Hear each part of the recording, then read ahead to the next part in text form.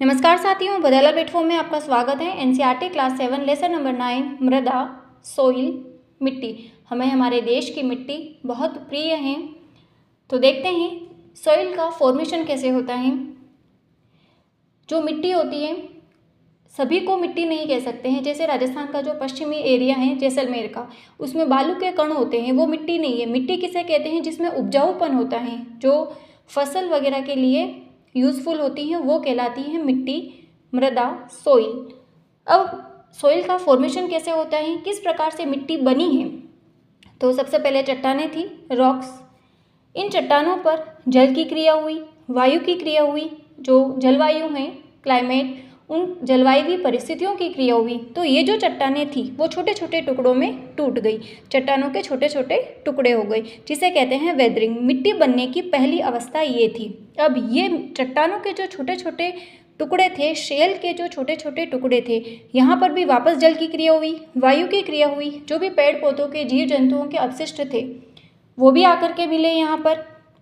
फिर क्या हुआ, यहाँ पर पेड़ पौधों के जो मरे हुए पेड़ पौधे, जीव जंतु, इन सभी के अवशिष्ट आकर के मिले, तो इन पर बैक्टीरिया की उत्पत्ति हुई, साथ में केंचुए की भी उत्पत्ति हुई। तो सभी बैक्टीरिया जो होते हैं हानिकारक नहीं होते हैं, कुछ बैक्टीरिया लाभदायक भी होते हैं। तो कुछ केंचुए जीवित हुए, फिर से मरे, जीवित हुए, मरे। तो ये वाली जो प्रोसेस थी वो चलती रही। तो इससे क्या हुआ कि सारे जो पेड़ पौधे थे, जीव जंतु सड़ने लगे, गलने लगे, मिट्टी में मिलने लगे। तो क्या मिट्टी जो थी वो उपजाऊ बनी। और इसे ही अपन क्या कहते हैं, ह्यूमस कहते हैं, कि बैक्टीरिया के द्वारा पेड़ पौधे, जीव जंतु वो सड़ने लगे, तो इससे ह्यूमस का निर्माण हुआ। और इस ह्यूमस से क्या हुआ, मिट्टी उपजाऊ बनती है। तो इस प्रकार से मिट्टी का फॉर्मेशन हुआ। ह्यूमस की मात्रा जितनी ज़्यादा होगी, मिट्टी की जो प्रोडक्टिविटी है उतनी ही ज़्यादा होगी, उतनी ही यूज़फुल मिट्टी होगी। अब आगे अपन देखते हैं एनसीईआरटी क्या कहती हैं।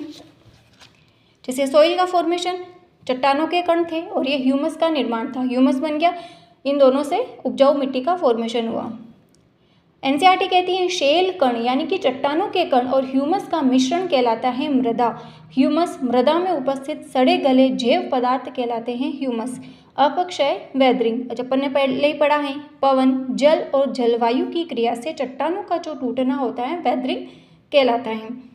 आगे देखते हैं मृदा परिच्छेदिका प्रोफाइल। मृदा जो होती है वो किस प्रकार के बनी होती है? जो सॉइल होती है वो अनेक परतों की बनी होती है। अब ये जो लेयर्स होती है वो किस प्रकार से व्यवस्थित रहती हैं, आगे अपन देखते हैं। एक एक्सपेरिमेंट दे रखा है एनसीईआरटी में कि एक मुट्ठी सॉइल ली, उसको कांच के गिलास में चूर्ण करके डाल दिया। मतलब सभी प्रकार की सॉइल है, एक जिसमें कंकड़ पत्थर भी हैं, कुछ पत्तियां भी हैं, और उसमें पानी डाल दिया और उसको हिला करके कुछ समय तक रख दिया। तो अपन ने उसमें क्या देखा कि उसमें से जो ह्यूमस था, जो सड़ी गली पत्तियाँ थी वो ऊपर आ गई, थोड़ा सा वाटर नीचे जम गया, कुछ जो सड़े गले पदार्थ थे जिसको मतलब कि रेत के कण, मृत्तिका, वो नीचे आ गए। फिर रेत के कण थे, बालू, वो उसके नीचे। फिर बजरी जो थी, जो एकदम से कठोर होती हैं, तो वो एकदम से नीचे आ गई। तो ये एक्सपेरिमेंट किया है, इसमें देख सकते हैं। इस तरीके से ये नहीं दिखेगा, तो मैं इसको हल्का सा ऐसे कर लेती हूँ तो शायद दिखे।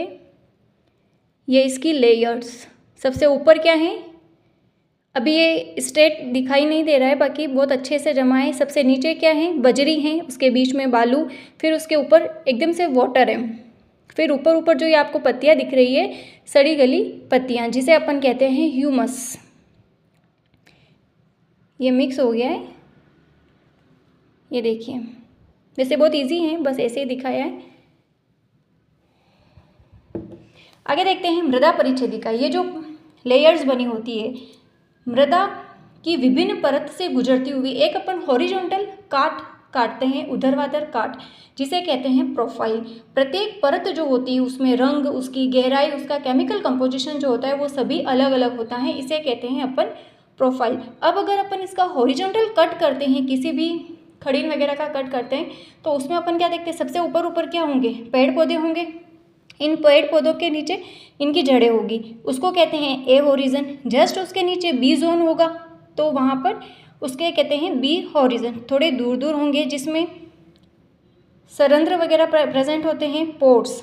फिर सी जोन है, सी हॉरिजोन, फिर होता है आधार शेल। तो अब अपन इसमें देखते हैं कि किस किस में पोर्स प्रेजेंट होते हैं, किस में ह्यूमस की मात्रा अधिक होती है। तो जो ए जोन होता है, ए हॉरिजन, इसमें सबसे ज़्यादा ह्यूमस पाया जाता है। देन इसमें ह्यूमस की मात्रा कम होती है, जबकि इसमें खनिज की मात्रा ज़्यादा होती है, मिनरल्स की मात्रा ज़्यादा होती है।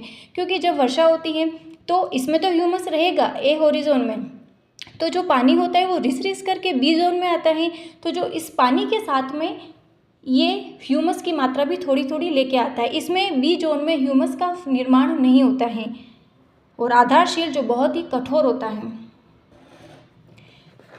अब एनसीईआरटी क्या कहती है, चारों जोन अपन देख लेते हैं। ए हॉरिजोन जो टॉप सॉइल होता है, सॉइल का जो फर्स्ट पार्ट होता है, सबसे ऊपर वाली जो परत होती है वो गहरे रंग की होती है, क्योंकि इसमें ह्यूमस और खनिज अधिक मात्रा में होते हैं। केचुए और कीटों का इसमें आवास होता है, क्योंकि केचुए और कीटों का आवास है। तो ये जो भी केचुए तो किसान का मित्र कहलाता है, और केचुए तो बहुत ही अच्छा खाद बनाता है, ह्यूमस बनाता है। तो इसमें ह्यूमस की मात्रा बहुत ज़्यादा होगी, जो मिट्टी को अधिक उर्वर बनाता है। यह परत सरंध्र, इसमें पोर्स प्रेजेंट होते हैं और अधिक जल धारण करती हैं। छोटे पादपों की जो जड़ें होती हैं वो इस टॉप सॉइल में ही रहती हैं। ये होता है ए जोन। यहाँ पर अपना ये इम्पोर्टेंट है कि ह्यूमस की मात्रा कहाँ ज़्यादा होती है, ए जोन में। क्वेश्चन यहाँ से बनता है। नंबर सेकंड देखते हैं, B horizon middle layer. Second वाली लेयर थी मिडिल लेयर, इसमें क्या होता है, ह्यूमस कम है। ह्यूमस कम कैसे हैं, क्योंकि ऊपर वाली लेयर में बारिश हो रही है, तो नीचे जो वाटर जाता है तो रिस कर जाता है, उसमें किसी प्रकार के ह्यूमस का फॉर्मेशन नहीं होता है। वो जो वाटर जाता है उसके साथ साथ ह्यूमस की मात्रा जाती है, लेकिन ह्यूमस की मात्रा कम होती जाती है, कठोर होती है। इस परत में ह्यूमस बनता नहीं है, लेकिन वर्षा जब होती है तो ए लेयर से पानी रिस करके मध्य परत में आता है, तो उसके साथ कुछ ह्यूमस की मात्रा भी लाता है, और इसमें मिनरल्स ज़्यादा होते हैं, खनिज लवण। तो ये इंपॉर्टेंट है, इसमें ह्यूमस, इसमें खनिज लवण। देखते हैं सी हॉरिजोन। ये छोटे छोटे शेल से बनी हुई होती है, छोटे छोटे चट्टानों के टुकड़ों से बनी हुई होती है। इस परत में क्या होता है, दरारें पाई जाती हैं। ये दरारें पाई जाती हैं इस परत में, ये इस तरीके की ये दरारें पाई जाती हैं। तो इसमें ये इंपॉर्टेंट है कि दरारें पाई जाती हैं सी हॉरिजोन में। नंबर 4, आधार शेल बेड रॉक्स। सबसे आखिरी स्तर होता है जो सबसे कठोर होता है। तो यहाँ से क्वेश्चंस बना हुआ है कि ए जोन, बी जोन और सी जोन, जो ह्यूमस की मात्रा कहाँ होती है, खनिज लवण कहाँ ज़्यादा पाए जाते हैं, दरारें किसमें होती हैं, मिलान करने वाले क्वेश्चंस आते हैं इसमें से। कल अपन पढ़ेंगे टाइप्स ऑफ सोइल, मृदा के प्रकार। धन्यवाद।